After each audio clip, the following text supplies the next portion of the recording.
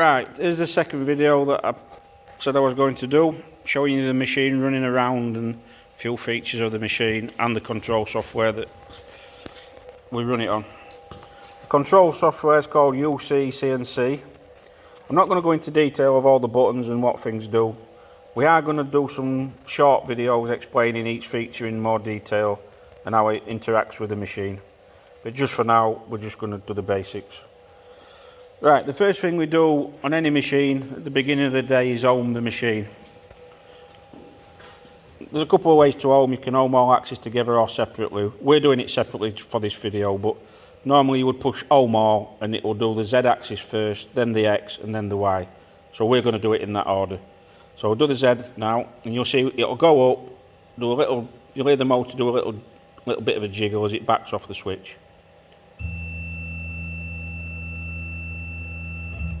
There, that's found the switch, backed off the switch, and it's set the 0 position for Z. Same with the X. You'll see the X come to the end. That's the X. Now the Y is the same, but slight difference. When this machine is moving, because we've got twin motors, those motors work as one unit, slave together. But when it's doing its own run and trying to find the home switch, they disconnect and work independently of each other. And you'll see there's a switch there and there's another switch at the other side. The reason for this is if you ever crash the machine and the gantry gets twisted up for whatever reason, let's say you hit a clamp at the far side, you might twist it up. You never know. That's the point. So the home switches is the way to get everything back in position. So if we home the Y now, you will see it move, and the little light will come on that switch when it hits the sensor. Now, just back it off again, Jared, and do it again for me, because I couldn't see the switch. Right, it does it again now. You will see the light on the switch there. There. And you also let it go like a little jiggle noise. That's the two motors working independently. Now it's switched back into slave mode, and if Jared jogs it away, you'll see it fly. And you'll also see when it gets to the end, it just stops. He's still got his finger on the key there. Same with the X. If he just holds his finger on the key, when it gets to the end, it automatically stops on its own. Same with the Y and the Z. Those are soft limits. Basically, you cannot, while you're jogging it around, provided the machine's been owned, you cannot crash the machine. The soft limits won't allow you to crash it. The only time you could really crash it is if you haven't owned the machine and the machine doesn't know where it is. So it can't possibly protect itself. In that case, if that did happen,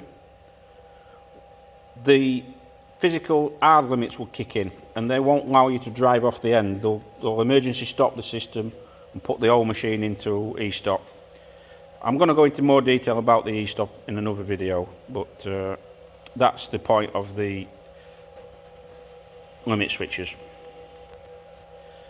Now, although we've got limit switches on all the axes, the only axis we cannot put a limit switch on to prevent a crash is the Z axis, because obviously you can have different height materials. You can't possibly stop it crashing into something that's on the bed. And we have different length tools. Now, when there's no tool in it, the limit won't let this nose hit that bed. But if there's a tool in it, like this has got in it, then you can crash it. As you see there, that would crash with a nut on, it would crash into this. It's physically impossible for us to stop that. But it says all the other axes you cannot crash, and you can't crash, if you take the Z axis to the top, you can't crash it at the top, but you can at the bottom. We can't get around that. I thought I'd just point that out to you. Right. The next thing I want to point out to you is how the machine overhangs the front. We've deliberately designed this machine so the tool overhangs the front, and it's about 90mm from there to there. What I didn't mention in the other video is we offer a vertical clamping system only for the freestanding models, and the reason for it is when it's vertical like clamping, you can machine the ends of boards. So you can cut hinges into doors, you can cut dovetails, anything that requires a long board to be mounted, dowel pins and things like that. It's a very handy feature, and that's why it passes the end. Now, the actual travels of the machine, you've got 165 millimeters of travel in the Z-axis, take it to the top, and in clearance terms, this is the lowest point under the gantry, so from there to the bed it's 200 millimeters. So the tallest item you can get on is 200 millimeters. Now, the spindle does drop below that, and your tool obviously limits that, but that is your clearance height. In terms of travel, although we sell the machine as a 4x4, which is 1220 millimeters, it will actually cut more than that. So if we display machine coordinates, this is the maximum travels of the machine. So your X has got 1292 and the Y has got 1328.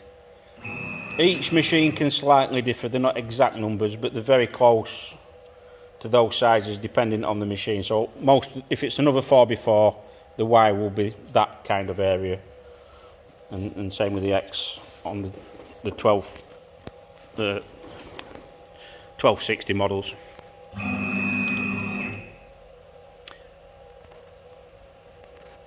So now we're going to run it around a bit just to show you the speeds of it. So we've got on the X and the Y, we've got 10 meters a minute, and on the Z axis we've got 7.5. Now, in terms of the rapid speeds and the cutting speeds dependent on material, tool and various other factors, but I know from experience and other customers that have used the machines, I've known customers that have cut jobs at full rapid speed on this machine. So you're not limited in cutting speeds. You'll cut at 9-10 meters a minute if you need to, depending on your tool and your material. Right, we've got a few features of the software that are quite handy. We've got what classes park positions. So we've got two predetermined park positions, one for bringing the machine to the gantry to the front of the machine so you can change your tool, and another one to send it away back close to the home switch when you want it out of the way. So if we do the one to the front first, now you noticed it lifted the Z up out the way automatically so you don't crash into anything, and it brought the X and the Y to this position here. We can determine anywhere the position, it could be over there, it's programmable, it's got a macro. So that's the P1. P2 will send it to the back of the machine, close to the home switch. So it's very close to the home switch there, which is a good thing to do at the end of the day when you've finished with the machine to home it, because if Jared just jogs it back sort of into the middle of the machine, and if he sends it home now, you'll see how slow it goes when it's going home. Now this is a deliberate feature of the home system. It goes slow for the most accuracy when it's sensing on the switch. Now if you've got that at the front, you'll want to probably go put kettle on and make yourself a cup of tea by the time it gets to the back corner. So that P2 position puts it close to the home switches. It's a 2-second job then when you own the machine. It's an handy little feature. Now some of the other, we're going to have to wait for this to home now, but some of the other things we have, the options we offer, is the wireless tool light setter, which I mentioned in the other video, which we'll demonstrate to you in a minute. We've also got the jog pendant, which I'm going to show you again, actually operating the machine. So right, the wireless tool light setter. Now we've got the pendant. We're going to operate the machine now using the pendant, and like I said in the other video, you can control most of the software features from this pendant. So we're jogging the X-axis now, and you'll see I'll switch over to the y-axis and bring it over the top of this. You can move it, it's just jogging it at a rapid speed now, but you can actually go into step increments and move at set amounts. You can go slow and fast, and you can see him operating the buttons. Now, this tool light setter, we've got it sat on a 123 block, just to demonstrate, because we don't want to risk damaging the bed in case something were to go wrong on us, which he always sods or it would. So now when he pushes the probe button to probe from home, which is a button on there, push the button. Now one of the things you've got to do is test the probe to make sure it's working. So I touched that and you might have heard the PC beep. Now it goes down fast, touches, retracts, and then goes down slow again for a more accurate reading. So now if he sends it to 0, it's gone down to the 0 position, and you'll just be able to slide that block under and you can hear it.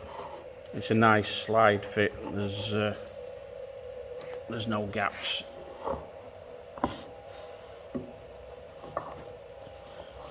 It's very accurate. So and that's the wireless, and the pendant, as it shows you the pendant.